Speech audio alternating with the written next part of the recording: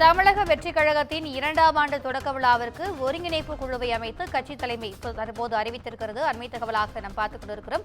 பிப்ரவரி 26ஆம் தேதி மாமல்லபுரத்தில் தாவேகாவின் 2ஆம் ஆண்டு தொடக்க விழா நடைபெற இருக்கிறது. இதற்காக 18 பேர் கொண்ட ஒருங்கிணைப்பு குழுவை அமைத்து தாவேக பொதுச் செயலாளர் என் ஆனந்த் அறிக்கை வெளியிட்டிருக்கிறார். அண்மை தகவலாக பார்த்துக் கொண்டிருக்கிறோம்.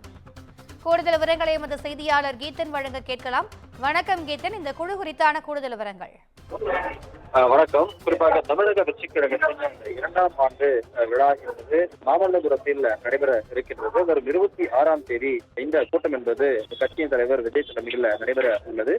குறிப்பாக இந்த கூட்டத்தை பொறுத்தவரை 2000 நபர்கள் தமிழகம் முழுவதும் இருந்து தமிழக வெற்றிக் கழக நிர்வாகிகள் கூட்டத்திற்கு அழைப்பு விடுக்கப்பட்டுள்ளது. அவர்களுக்காக தனியாக பாஸ் விநியோகிக்கப்பட்டு அவர்கள் அந்த கூட்டத்தில் அனுமதிக்கப்பட இருக்கின்றார்கள். இந்த கூட்டத்தை பொறுத்தவரை அடுத்த ஆண்டு சட்டப்பேரவை தேர்தல் நடைபெற இருக்கக்கூடிய நிலையில் தற்பொழுது தமிழக வெற்றிக் கழகத்தை பொறுத்தவரை இந்த மாவட்ட செயலாளர்கள் பட்டியல் என்பது வெளியிடப்பட்டு வருகின்றது.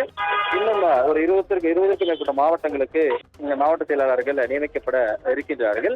இந்த நிலையில் இந்த கூட்டத்தை ஒருங்கிணைக்கும் வகையில் 18 பேர் கொண்ட குழுவை கட்சியின் பொதுச் செயலாளர் ஆனந்த் தற்பொழுது வெளியிட்டிருக்கிறார். குறிப்பாக செங்கல்பட்டு, திருவள்ளூர், காஞ்சிபுரம் ஆகிய மாவட்டங்களை சேர்ந்த இந்த நிர்வாகிகள் குறிப்பாக இந்த பட்டியலில் இடம்பெற்றிருக்கின்றார்கள்.